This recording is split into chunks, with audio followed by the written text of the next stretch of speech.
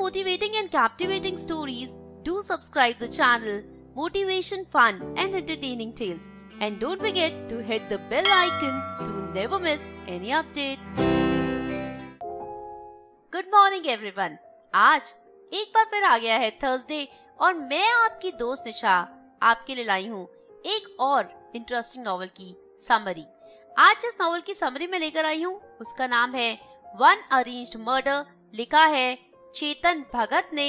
ये नॉवल जो रिलीज हुई 28 सितंबर 2020 को चेतन भगत की लेटेस्ट नॉवल और 2018 में रिलीज हुई novel the girl in room 105 का सीक्वल है।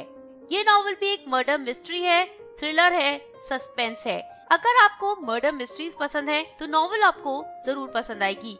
तो द गर्ल इन रूम 105 में जो सस्पेंस था वो ज्यादा इंटरेस्टिंग था। एनीवेज, अगर आपने द गर्ल इन रूम 105 नहीं पढ़ी है तब भी आपको ये नॉवल बहुत आसानी से समझ आ जाएगी। सीक्वल के नाम पर कुछ कैरेक्टर्स हैं जो दोनों ही नॉवेल्स में सेम हैं। उसके अलावा नई मर्डर मिस्ट्री है, नई स्टोरी है। दोनों स्टोरीज आपस में किसी भी तरह से लिंक नहीं है। तो अगर आपने पहली नॉवल नहीं पढ़ी है तो भी आप इस नॉवल को आराम से एंजॉय कर सकते हैं। शुरू करते हैं नॉवल की समरी। नॉवल शुरू होती है जहाँ केशव राजपुरोहित और सौरभ महेश्वरी जो बहुत अच्छे दोस्त थे, दोनों के बीच में कुछ लड़ाई हो गई है। दोनों आपस में बात नहीं कर रहे हैं। सौरभ जिसे खाने पीने का बहुत शौक है, जो कि बहुत ज्यादा ओवरवेट है, उसने फ्रिज में से पूरा दूध खत्म कर दिया है। केशव को बनानी है चाय पर उसे दूध नहीं मिला, जिस वजह से वो सौरभ से पूछना चाहता है कि वो क्या करे। सौरभ उसकी किसी बात का जवाब नहीं देना चाहता। उसने केशव से कहा है कि अगर कुछ बात करनी है तो मैसेज करो, मुझसे डायरेक्ट बात मत करो। एक्चुअल में सौरभ की एंगेजमेंट हो गई है। एक मैट्रिमोनी साइट से सौरभ को अपने ही जैसी एक लड़की मिल गई है। अपने जैसी इसलिए क्योंकि वो भी सौरभ की तरह काफी ओवरवेट है और बहुत ज्यादा फूडी है। दोनों एक दूसरे को मिठाई के नामों से ही बुलाते हैं। मेरा गुलाब जामुन, मेरी जलेबी, मेरी इमरती, मेरी बूंदी। जी हाँ, इन बातों से ही समझ सकते हैं कि दोनों को खाने का कितना शौक है। दोनों के लिए खाना दुनिया में सबसे इम्पोर्टेंट है। उसके बावजूद भी सौरभ महेश्वरी की फियांसी, जो कि 3 महीने में उसकी वाइफ बनने वाली है, प्रेरणा मल्होत्रा, उसने सौरभ के लिए करवा चौथ का फास्ट रखा है। इससे इन दोनों के प्यार का लेवल भी हम समझ सकते हैं। दोनों एक दूसरे को पागलों की तरह प्यार करते हैं। अरेंज मैरिज है पर लव मैरिज से भी ज्यादा दोनों एक दूसरे में खोए रहते हैं। हाँ, मिलते हमेशा किसी न किसी अच्छे से खाने की जगह पर ही हैं। सौरभ जो कि प्रेरणा के साथ अमृतसर तक चला जाता है वहाँ के स्पेशल कुलचे खाने, और उसके लिए काम भी छोड़ देता है। केशव को ऑफिस में कवर अप करना पड़ता है। दोनों ही एक साथ साइबर सेफ नाम की प्राइवेट कंपनी में जॉब करते हैं।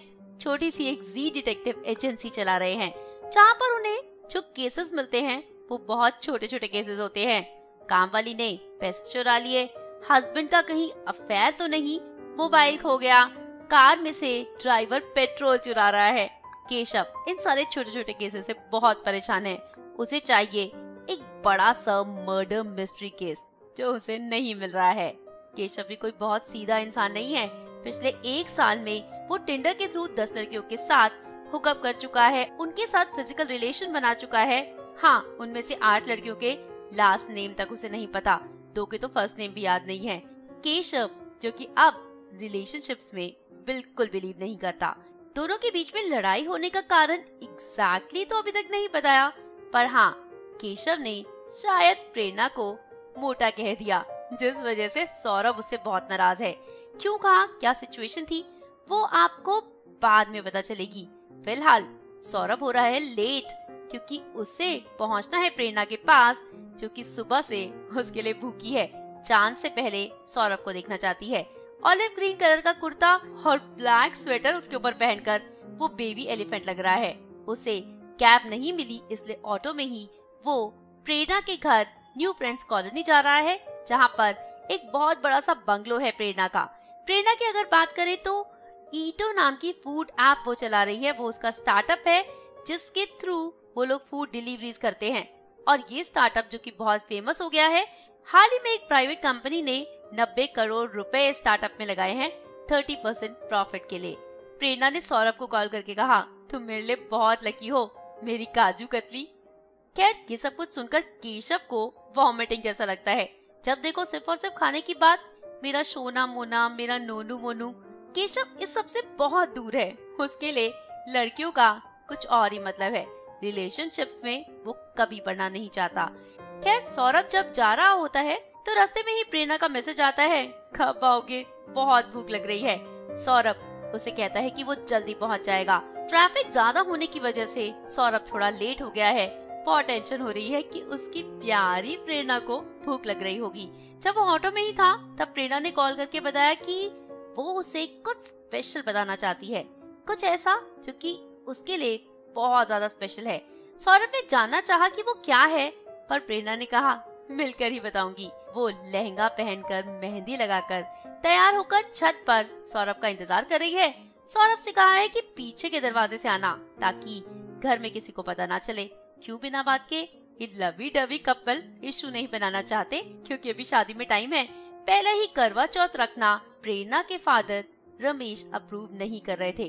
प्रेरणा के घर के लोगों की बात करें तो प्रेरणा के फादर रमेश मल्होत्रा, जिनका पोर्च का शोरूम है दिल्ली में और वॉल्क्सवैगन्स का शोरूम है अमृतसर में। उसकी मॉम नीलम मल्होत्रा जो कि एक हाउसवाइफ है, उसका 14 साल का भाई है अजय। ये सब लोग सेकंड फ्लोर पर रहते हैं। फर्स्ट फ्लोर पर रहती है प्रेरणा की बुआ बिंदिया मल्होत्रा जो कि स्कूल टीचर हैं, और उनके साथ ही उनके फ्लोर पर रहती है प्रेरणा की दादी माँ और उसकी कजिन जो कि यूएसए से आकर यहाँ पर रह रही है अंजलि। वहीं थर्ड फ्लोर पर रहते हैं प्रेरणा के चाचू आदित्य, जिनका अपने फ्लोर पर ही एक म्यूजिक स्टूडियो है। म्यूजिक का बहुत शौक रखते हैं। रमेश मल्होत्रा के साथ कारें बेचना नहीं चाहते, रॉक स्टार बनना चाहते हैं, जिस वजह से दोनों भाइयों के बीच में थोड़ी अनबन भी रहती है। सौरभ प्रेरणा के लिए एक गोल्ड नेकलेस लेकर आया है। पीछे के दरवाजे से वो चुपचाप धीरे धीरे ऊपर पहुंच गया और छत पर पहुंचते ही गाना गाता है, मेहंदी लगा कर रखना, डोली सजा कर रखना। पर प्रेरणा उसे कहीं नहीं दिखती। वो लाइट जलाता है तो देखता है कि कोने में एक रेड और गोल्डन कलर का दुपट्टा पड़ा है। साथ ही वो छन्नी है जिसमें प्रेरणा सौरभ को देखकर अपना चांद देखकर व्रत तोड़ेगी। सौरभ सोच रहा है कि शायद प्रेरणा वॉशरूम गई होगी। वो प्रेरणा को कॉल करता है, प्रेरणा फोन नहीं उठाती। मैसेजेस करता है, मेरा बेबी जल्दी आ जाओ, मैं आ गया हूँ, छत पर तुम्हारा इंतजार कर रहा हूँ। पर मैसेज डिलीवर होता ही नहीं। एक और मैसेज करता है, वो भी डिलीवर नहीं होता। नीचे से बहुत ज्यादा ट्रैफिक की आवाजें आ रही हैं। सौरभ नीचे देखता है, कुछ समझ नहीं पाता। घर के बाहर बहुत ज्यादा ट्रैफिक इकट्ठा हो चुका है। सौरभ छत के दरवाजे तक पहुंचता है तो वहां मिस्टर रमेश मल्होत्रा दो नेबर्स के साथ पहुंच गए होते हैं। सौरभ को देखकर वो बहुत हैरान होते हैं। वो पूछते हैं कि क्या तुम प्रेरणा के साथ यहाँ थे, जिस पर सौरभ कहता है कि जब वो यहाँ आया तो प्रेरणा यहाँ नहीं थी, पर उनके नेबर कहते हैं कि इस लड़के को आप जाने मत दीजिएगा, और सौरभ का हाथ पकड़कर उसे नीचे की तरफ लेकर जाते हैं। सौरभ बहुत हैरान होता है कि आपने मेरा हाथ इतनी जबरदस्ती क्यों पकड़ा हुआ है, और पूछता है कि आखिर प्रेरणा है कहाँ। वो लोग उसे घर के बाहर लेकर जाते हैं, जहाँ पहुँचते ही सौरभ के होश उड़ जाते हैं। प्रेरणा, जिसने रेड और गोल्डन कलर का लहंगा पहना है, वो सड़क पर लेटी हुई है और उसके सर से खून बह रहा होता है। ये देखते ही सौरभ हैरान परेशान हो जाता है, जोर जोर से चिल्लाने लगता है और कहता है कि प्रेरणा को चोट लगी है, उसे हॉस्पिटल क्यों नहीं लेकर जा रहे। पर मिस्टर रमेश मना कर देते हैं और कहते हैं कि प्रेरणा अब इस दुनिया में नहीं है। ये सुनकर सौरभ को बहुत ज्यादा शॉक लगता है। अभी 10 मिनट पहले ही तो उसकी प्रेरणा से बात हुई थी, अब अचानक से क्या हुआ। कोई कहता है कि शायद सुबह से वो भूखी थी तो उसे चक्कर आ गया होगा और वो छत से नीचे गिर गई होगी, या फिर कहीं उसने सुसाइड तो नहीं किया। पर सुसाइड वो क्यों करेगी, उसका अच्छा खासा स्टार्टअप है, अच्छा खासा पैसा कमा रही है, मनपसंद जीवन साथी मिला है, जल्दी ही शादी होने वाली है, तो सुसाइड करने का कोई पॉइंट नहीं।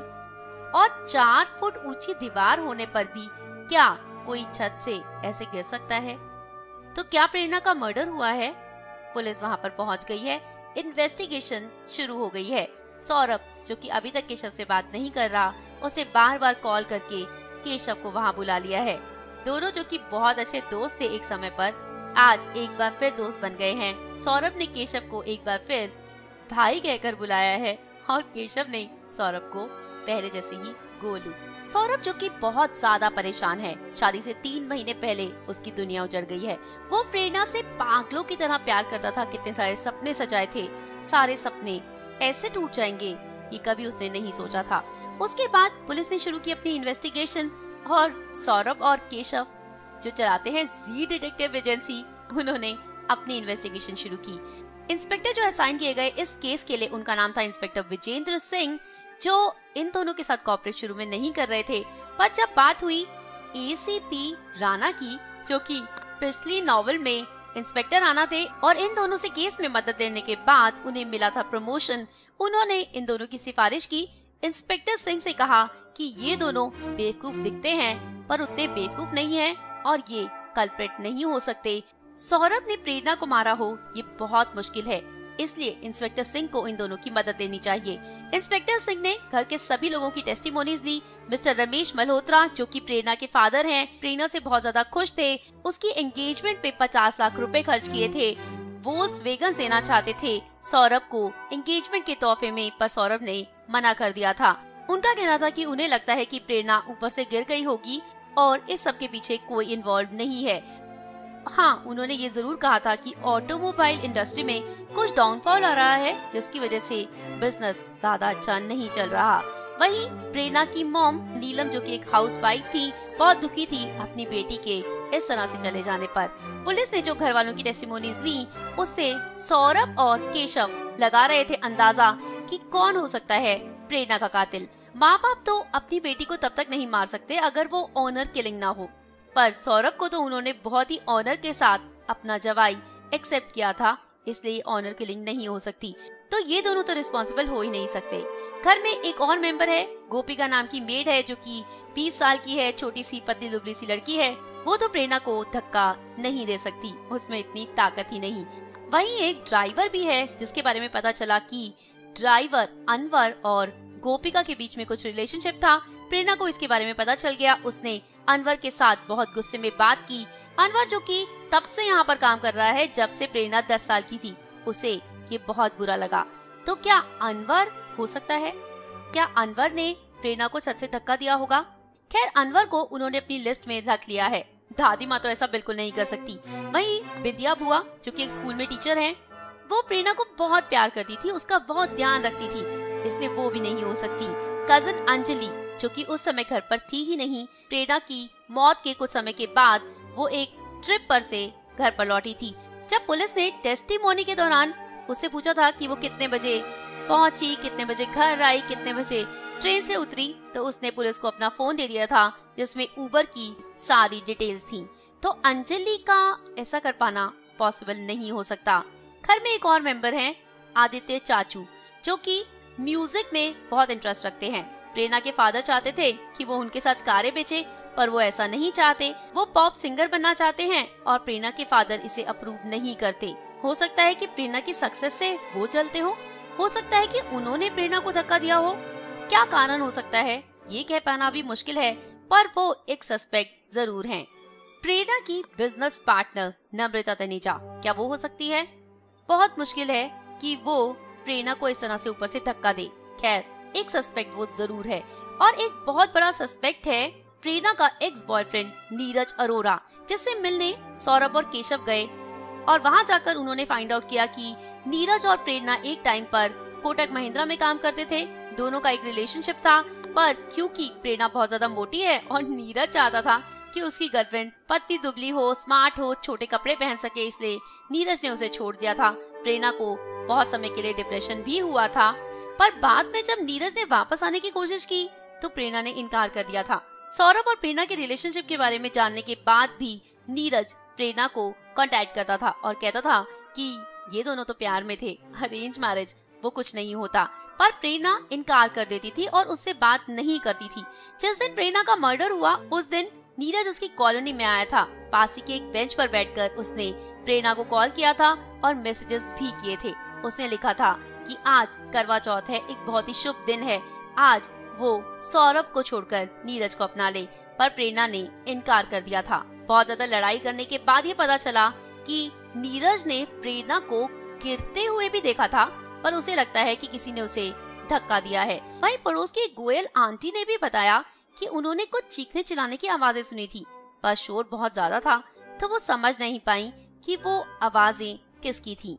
इसका मतलब प्रेरणा को किसी ने ऊपर से धक्का दिया है, तो वो कौन हो सकता है? केशव का कहना था कि सौरभ बहुत ही जल्दी लोगों को कट कर रहा है जो कि इस मर्डर के लिए रिस्पॉन्सिबल नहीं हो सकते, पर सौरभ का कहना था कि घर वाले ऐसा नहीं कर सकते। हाँ, एक बहुत इंपॉर्टेंट पॉइंट ये है कि पीछे का दरवाजा खुला था।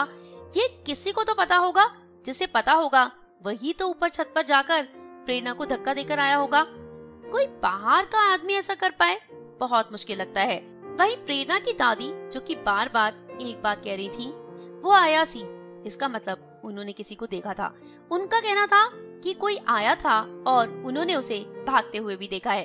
प्रेरणा की दादी का मेंटल कंडीशन बहुत ज्यादा अच्छा नहीं है, इसलिए उनकी बातों पर कोई ध्यान नहीं दे रहा। बस सौरभ और केशव को लगता है कि कोई ना कोई तो है जो कि पीछे के दरवाजे से आया और प्रेरणा को मारकर चला गया। मोटिव क्या हो सकता है? वो लोग नर्मदा से मिलने गए और उससे पूछा कि अब प्रेरणा का जो हिस्सा है वो किसको मिलेगा।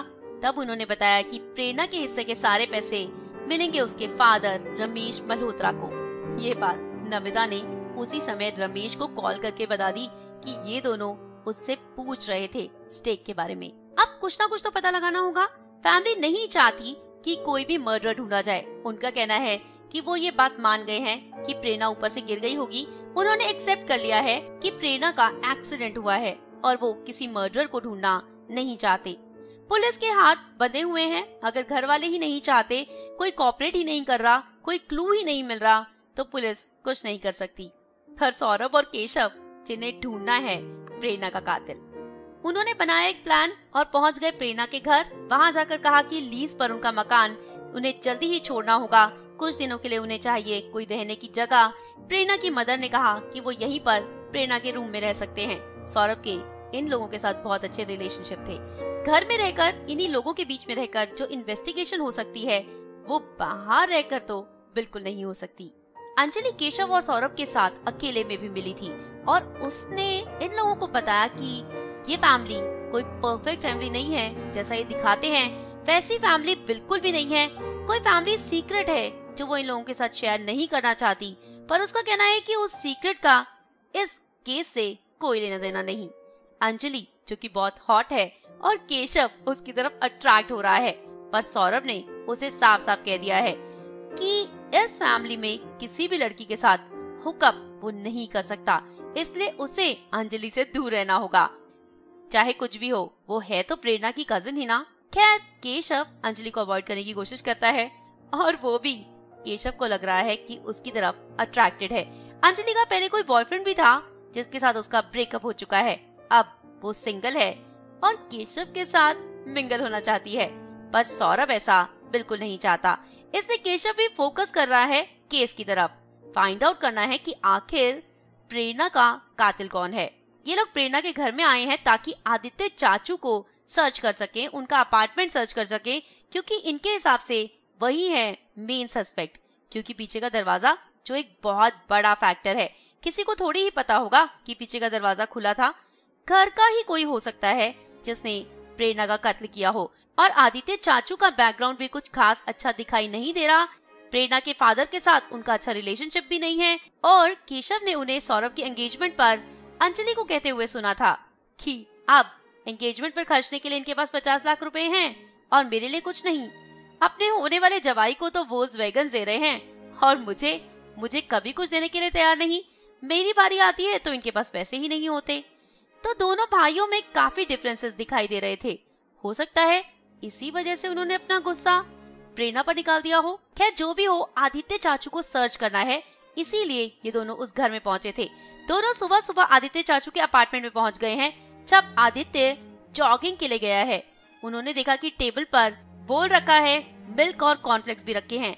आदित्य जॉगिंग के लिए गया है और गोपिका उनका अपार्टमेंट साफ कर रही है। यही टाइम है जब वो सर्च कर सकते हैं। आधे घंटे में आदित्य वापस आ जाएगा, उससे पहले आदित्य का कमरा इन्हें सर्च करना होगा। गोपिका के जाने से पहले ये लोग आदित्य के कमरे में छुप गए। जब वो चली गई तब सर्च किया आदित्य का कमरा। इन्हें बहुत सारी चीजें मिली। वहाँ पर इन्हें कॉन्डम्स भी मिले और एक ब्राउन कलर का स्टिकी सब्सटेंस जिसमें से विनेगर जैसी स्मेल आ रही थी। गूगल किया तो पता चला कि वो हीरोइन है। आदित्य चाचू इसका मतलब कुछ ज्यादा ही फंकी इंसान है, सेक्स में इंटरेस्ट रखते हैं, ड्रग्स कंज्यूम करते हैं, पर इसका मतलब ये तो नहीं कि मर्डर हो गए। ढूंढना होगा सबूत मर्डर का। जब आदित्य का बेड सर्च किया गया तो उसमें से बहुत सारे म्यूजिकल इंस्ट्रूमेंट्स के साथ साथ ग्लव्स मिल गए और मिली प्रेरणा की एंगेजमेंट रिंग, जो कि एक बहुत बड़ा सबूत है। इसका मतलब आदित्य ही वो आदमी है, आदित्य ने ही प्रेरणा का खून किया है। वो ग्लव्स और रिंग लेकर सारी चीजें जगह पर रखकर ये दोनों वापस चले गए। अब बहुत परेशान है कि आखिर किसको बताएं, पुलिस को बताएं, और पुलिस आदित्य के साथ मिल गई और उसे बचा लिया तो घर वालों को बताएं तो क्या वो आदित्य को जेल भेजेंगे? रमेश अंकल को तो पहले ही फैमिली की रेपुटेशन का ज्यादा ख्याल है। खैर कोई ऑप्शन नहीं था, इसलिए केशव और सौरभ ने इंस्पेक्टर सिंह को बता दिया कि उन्हें आदित्य के रूम से रिंग और ग्लव्स मिले हैं। उन्होंने पूछा कि क्या ये काफी है आदित्य को सलाखों के पीछे लाने के लिए? इंस्पेक्टर सिंह ने कहा हाँ। इंस्पेक्टर सिंह ने कहा कि वो किसी को इस बारे में कुछ ना बताएं, वो पहले अरेस्ट वारंट तैयार करवाएंगे, उसके बाद आदित्य को पकड़कर जेल में डाल दिया जाएगा। पर कहीं ना कहीं सौरभ को शक हो रहा था कि इंस्पेक्टर सिंह क्या सच में आदित्य चाचू को जेल में डालेंगे या फिर उनसे रिश्वत ले लेंगे। सौरभ बहुत परेशान था और फैमिली को बताना चाहता था। यही सोचकर इन लोगों ने सारी फैमिली को रेस्टोरेंट में बुलाया लंच के बहाने। आदित्य को इनवाइट नहीं किया गया। जब सारी फैमिली वहां पहुंच गई तब रमेश अंकल ने कहा कि आदित्य को तो आने दो, तभी खाना खाएंगे। जिस पर केशव ने कहा कि वो इनवाइटेड नहीं है क्योंकि ये लोग बात करना चाहते हैं प्रेरणा के मर्डर के बारे में। जब रमेश को पता चला कि आदित्य के रूम से प्रेरणा की रिंग मिली है, ग्लव्स मिले हैं, तो वो बहुत ज्यादा गुस्सा हो गए। उन्होंने कहा कि ये बात केशव और सौरभ ने पहले रमेश को क्यों नहीं बताई, क्यों पुलिस को बताया? वो नहीं चाहते कि उनके खानदान की बदनामी हो। उन्होंने कहा कि वो ऑलरेडी ही अपनी बेटी को खो चुके हैं और अब इज्जत नहीं खोना चाहते। उन्हें सौरभ और केशव पर बहुत गुस्सा आया। वो उन्हें डांटने लगे। तब अंजलि ने उन्हें सपोर्ट किया और कहा कि ये दोनों तो मदद ही कर रहे हैं। इधर बिंदिया बुआ भी रो रही थी। उन्होंने कहा कि ये दोनों लड़के उनकी प्यारी बच्ची के कातिल को ढूंढने में अगर मदद करना चाहते हैं तो रमेश को करने देना चाहिए। खैर उसके बाद ये लोग घर आ गए और शाम को ही इंस्पेक्टर सिंह का फोन आया। उन्होंने कहा कि कल सुबह अर्ली मॉर्निंग वो आदित्य को अरेस्ट करने आएंगे। इधर रमेश आदित्य के रूम में गया। दोनों भाइयों की बहुत ज्यादा लड़ाई हुई। आदित्य जो कि बार बार माँ जी की कसम खा रहा था कि उसने प्रेरणा को नहीं मारा, वो कह रहा था कि प्रेरणा उसके लिए भी उसकी एक बच्ची के समान थी और वो उसे बहुत प्यार करता था, उसने ऐसा नहीं किया है। पर रमेश उसे बहुत मार रहा था, डांट रहा था, धमका रहा था, कह रहा था कि उसे इसके लिए माफी नहीं मिलेगी, उसे इसकी सजा भुगतनी पड़ेगी। सुबह जल्दी ही इंस्पेक्टर सिंह का फोन आ गया केशव के पास कि वो लोग पहुंच चुके हैं आदित्य को अरेस्ट करने। जब रमेश को ये पता चला तो वो बहुत गुस्सा हुआ था। जब पुलिस आदित्य के रूम में पहुंची तो वो वहां पर बिना कपड़ों के लेटा हुआ था, साथ ही में एक सिरिंज पड़ी हुई थी and Aditya was dead, he was no more. Aditya की बॉडी पर लव मार्क्स भी थे। मरने से पहले उसने सेक्स भी किया होगा। वो लव मार्क्स बहुत ज्यादा फ्रेश दिखाई दे रहे थे। आदित्य की मौत के दो कारण हो सकते हैं, या तो गलती से ड्रग्स का ओवरडोज हो गया होगा और या फिर शर्मिंदगी के कारण उसने सुसाइड कर लिया होगा। पर सौरभ का कहना है कि तीसरा कारण भी हो सकता है। ऐसा भी हो सकता है कि आदित्य का किसी ने मर्डर किया हो। ये सुनकर रमेश आंख बबूला हो गया और उसने कहा कि तुम हो कौन, हमारे घर में क्यों रह रहे हो, तुम्हारा हमसे क्या लेना देना, अभी की अभी इस घर से निकल जाओ।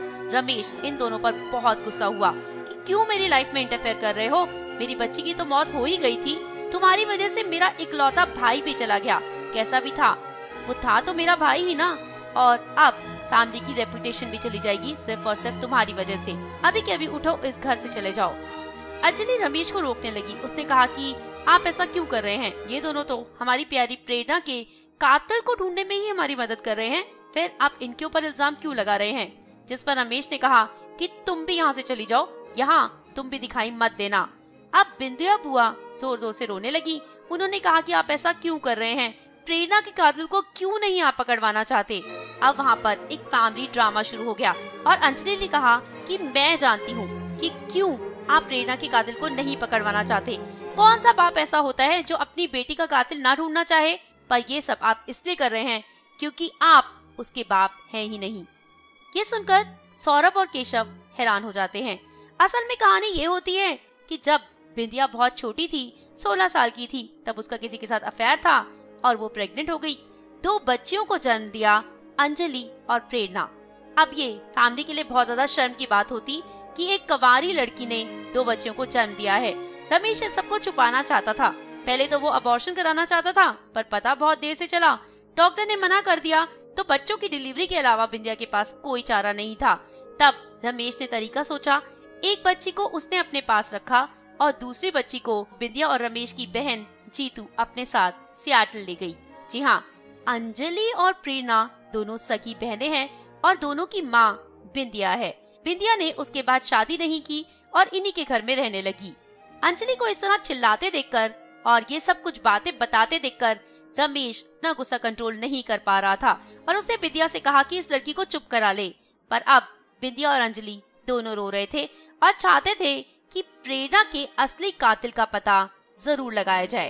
अब जो सारा शक चला गया था वो चला गया था रमेश की तरफ। रमेश जो कि प्रेरणा का असली बाप नहीं है, उसके अलावा रमेश का बिजनेस जो कि बहुत ज्यादा डाउनफॉल में चल रहा था, बहुत ज्यादा लॉसेस हो रहे थे, उनके ऊपर एक बहुत बड़ा लोन था। जब प्रेरणा का सारा स्टेक उन्हें मिल जाएगा तो उससे वो काफी लोन अपना चुका भी पाएंगे। इससे पहले भी वो प्रेरणा से लोन पर पैसे मांग रहे थे। प्रेरणा जिसके लिए तैयार नहीं थी। हाँ, उसकी पार्टनर नम्रता उसके लिए तैयार थी, पर प्रेरणा को ये लोग मना नहीं पा रहे थे। ये भी कारण हो सकता है कि रमेश प्रेरणा को रास्ते से हटाना चाहता हो। बिजनेस को लाइन पर लाने के लिए उसे पैसे की बहुत सख्त जरूरत थी और पैसा उसे कहीं से नहीं मिल रहा था। अब वो पैसा इजीली उसे प्रेरणा की कंपनी से मिल सकता है। नम्रता देने को भी तैयार है और प्रेरणा का स्टेक भी मिल जाएगा, जिससे अपने सारे लोन्स रमेश चुका पाएगा। रमेश की माँ और उसकी पत्नी का कहना है कि रमेश ने हमेशा इस परिवार का भला किया है, पर अब रमेश को एक विलन इन लोगों ने बना दिया था। विद्या और अंजलि चाहते हैं प्रेरणा के कातिल का पता लगाना, पर रमेश ऐसा नहीं चाहता। वो चाहता है कि इस केस को यहीं पर खत्म कर दिया जाए। अब सौरभ और केशव तो मानने वाले हैं नहीं, इसलिए उन्होंने इन्वेस्टिगेट किया, रमेश के सारे बिजनेस को, सारी चीजों को पता लगाया, जिससे उन्हें ये सारी डिटेल्स मिल गई कि रमेश को अब पैसा मिल रहा है और वो पैसा आ रहा है प्रेरणा की कंपनी से। तभी इन्हें ये भी पता चला कि प्रेरणा का 5 करोड़ रुपए का लाइफ इंश्योरेंस करवाया गया था, जो रमेश को ही मिलने वाला था। साथ साथ 70 करोड़ रुपए जो कि प्रेरणा के स्टार्टअप से रमेश की कंपनी में ट्रांसफर किया गया था। ये सब जानने के बाद सीधा सीधा शक रमेश के ऊपर चला गया। जब पुलिस को बताया गया तो मिस्टर सिंह ने आकर रमेश को गिरफ्तार कर लिया। रमेश जो कि बहुत ज्यादा गुस्सा हो रहा था, चीख रहा था, चिल्ला रहा था कि मैंने इस परिवार के लिए इतना कुछ किया, उसके बदले में मुझे क्या मिला? मुझे मेरी ही बेटी के मर्डर के लिए इन लोगों ने जेल भिजवा दिया। वो सौरभ और केशव को बहुत बुरा भला कह रहा था, पर फाइनली केस सॉल्व हो गया था, कातिल मिल गया था। रमेश के पास वो सारे रीजंस थे प्रेरणा का मर्डर करने के लिए। जिस समय प्रेरणा का मर्डर हुआ उस समय रमेश घर पर भी नहीं था। कहना था कि वो पान लेने गया था, पर कहाँ गया था एक्चुअल में वो कोई नहीं जानता था। रमेश की सारी असलियत जानने के लिए केशव और सौरभ अमृतसर भी गए थे और वहां जाकर उन्होंने पाया कि जो रमेश की फैक्ट्री थी वहां पर कुछ और ही इल्लीगल काम हो रहे थे। जब ये लोग वापस आए तो इन्होंने इंस्पेक्टर राणा और इंस्पेक्टर सिंह को एक साथ बुलाया था मीटिंग के लिए। वहीं पर अंजलि और बिंदु बुआ को भी बुलाया गया था। इनकी फ्लाइट काफी लेट हो गई और मीटिंग के टाइम तक ये नहीं पहुंच पाएंगे, ये सोच रहे थे। तब अंजलि ने कॉल करके कहा कि अगर ट्रैफिक को बीट करना है तो मेट्रो से जाओ, और केशव और सौरभ मेट्रो से गए, टाइम से पहुंच गए, मीटिंग हो गई।